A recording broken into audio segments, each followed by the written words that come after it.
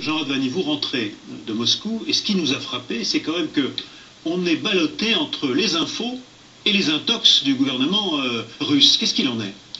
Il en est que c'est un type d'incendie très difficile à stopper dans les conditions de la Russie, c'est-à-dire étant donné ce qu'est ce pays. C'est-à-dire c'est un pays énorme, des distances considérables, des forêts immenses, non équipées, c'est-à-dire il y a des forêts, des blocs de forêts où il n'y a pas une seule piste, pas une seule route, et donc s'il y a un incendie sur des milliers d'hectares, s'il y a un incendie au milieu, on ne peut rien faire. Enfin, on peut envoyer l'aviation, mais s'il n'y a pas de village, ils n'envoient pas forcément l'aviation. Donc on a cette situation. D'autre part, on a le phénomène, et c'est ça qui a posé des problèmes à Moscou, c'est les incendies de tourbières. Or, les incendies de tourbières, c'est un type d'incendie très particulier. On connaît ça en France aussi. Il y en a eu dans les Landes, dans le Massif central. Qu'est-ce que c'est que la tourbière? La tourbe, c'est de la matière organique en décomposition dans un milieu aquatique, avec de l'eau. Là, en l'occurrence, suite à une série d'années sèches et d'une canicule particulièrement sévère, la nappe phréatique descend, les tourbières sèchent en surface, et puis il suffit d'un rien. C'est vraiment comme de la main douce, c'est-à-dire que ça peut... L'étoupe, quoi. Ça brûle très facilement. Voilà, ça brûle très facilement, et ça brûle surtout en profondeur. Ça veut dire que c'est très difficile à éteindre. Il y a des techniques particulières pour l'éteindre, parce que si on met de l'eau, en fait, ils ont essayé, on a essayé déjà. Si on met de l'eau, on a un phénomène, il y a une sorte de carapace qui se forme sur la zone où ça brûle, et qui devient imperméable. Ce qui fait que plus on rajoute de l'eau, en fait, ça sert plus à rien. Ça couvre le feu en quelque sorte. Ça couvre le feu. Et le feu continue de couver en dessous. Et il peut couver des mois. Le dernier grand épisode près de Moscou d'incendie de tourbière, c'est 72. J'étais déjà à Moscou à ce moment-là, enfin j'y étais à ce moment-là, et ça a duré des mois, c'est-à-dire que ça a duré jusqu'à l'hiver. Les spécialistes disent qu'un feu de tourbière peut couver pendant des mois, y compris après les premières neiges. Alors on s'est dit au début, finalement, c'est pas très grave ce feu de tourbière parce qu'il n'y a pas de village au milieu, on laisse brûler. Or, finalement, ça se rapproche de zones qui, elles, sont des menaces. Ce qui s'est passé entre-temps, c'est que l'urbanisation autour de Moscou et de toutes les grandes villes a grandi dans des espaces considérables. C'est-à-dire on a créé des dachas, la maison de campagne des moscovites. La dacha, par principe, c'est 50 ou 100 maisons dispersées dans un petit bois, près d'une tourbière, voire sur une tourbière, puisqu'il y a des anciennes tourbières qui avaient brûlé en 72, qu'on a entre-temps bâties. Donc là, la menace, c'est clair que si l'incendie gagne une des maisons, il se propage automatiquement, pratiquement, à l'ensemble de ce lotissement. Monsieur Radvani, la température à Moscou hier, quand vous y étiez, c'était quoi le jour et combien la nuit? Il se trouve que hier et aujourd'hui, le ciel était clair, le vent avait tourné, parce qu'il n'y a pas eu d'incendie dans Moscou, et pas même aux alentours immédiats de Moscou. Les incendies étaient à l'est de Moscou, les tourbières sont à 50 km de Moscou. C'est tout près quand même. Si le vent, oui, ça veut dire que si le vent est d'est, Moscou était couvert d'une fumée épaisse. Les gens, c'était très très impressionnant. C'est-à-dire que en plein jour, il y avait un soleil rouge dans un brouillard épais. On ne voyait pas les immeubles à 100 mètres.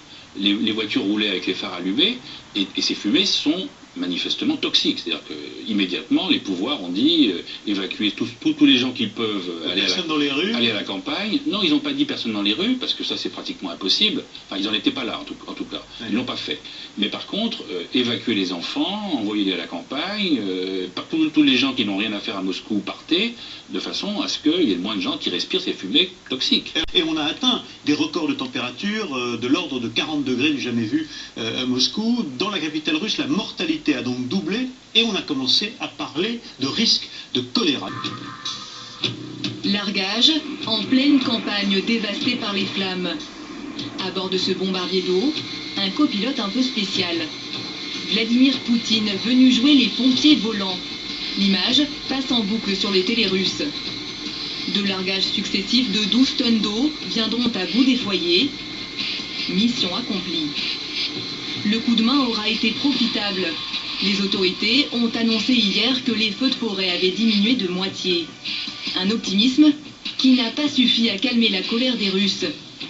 Car depuis le début de l'été, les incendies ont ravagé des centaines de milliers d'hectares, détruisant des villages entiers et faisant des milliers de sans-abri. Et les feux continuent de se propager dans l'ouest du pays. Aujourd'hui, c'est tout le système Poutine qui est mis en cause.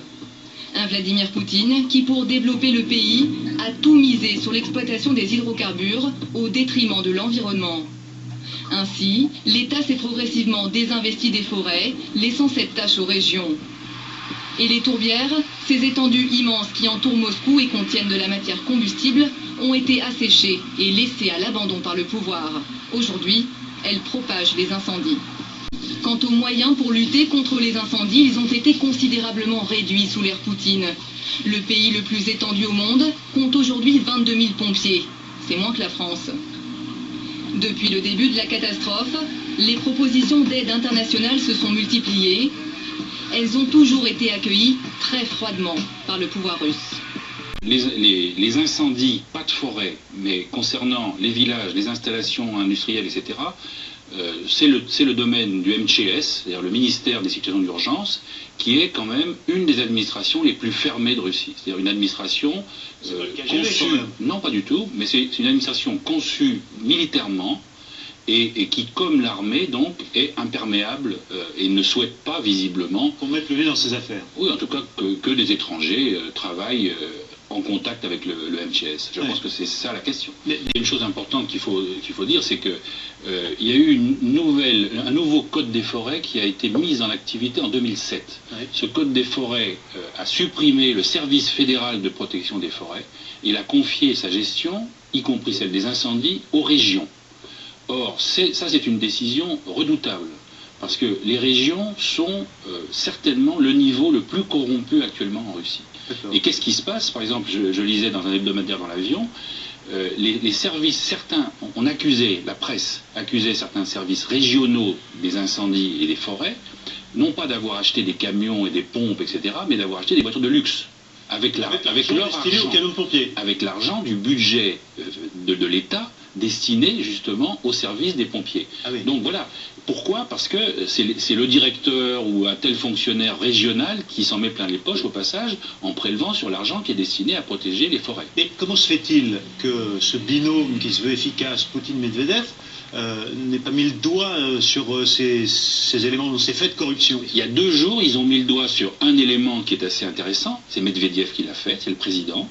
Il a dénoncé le fait que des services régionaux hospitaliers, au lieu d'acheter un des appareils les plus coûteux qui existent, c'est-à-dire les entomographes, qui vaut, mettons, 20 millions de dollars, et l'appareil était acheté selon les régions entre 90 et 120 millions de dollars. Ça veut dire quoi? Ça veut dire que la différence de prix passait dans la poche des intermédiaires et des dirigeants régionaux. On se mettait jusqu'à 70 millions de dollars dans la poche de commission au passage. De commission. Ouais.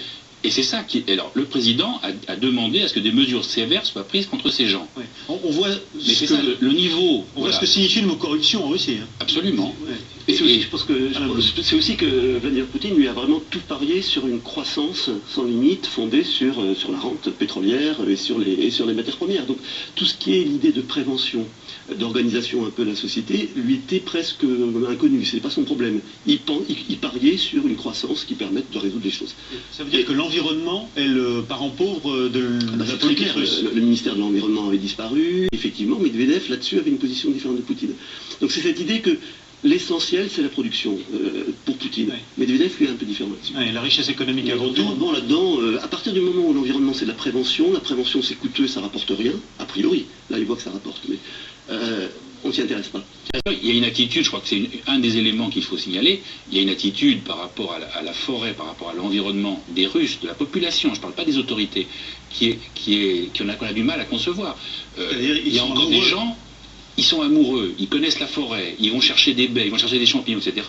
Mais en ce moment, il y a encore des gens qui vont faire des grillades dans la forêt près de leur maison. Ils ne voient pas de risque. Et quand le flic de service, ou le milicien, puisqu'on l'appelle comme ça, vient leur dire « attention, il ne faudrait pas faire de feu », il donne 500 roubles au milicien en disant « laisse-nous tranquille ». Et le milicien prend les 500 roubles et les laisse tranquilles. Donc les démarrages de feu sont évidemment très nombreux. Donc évidemment, ça multiplie les risques.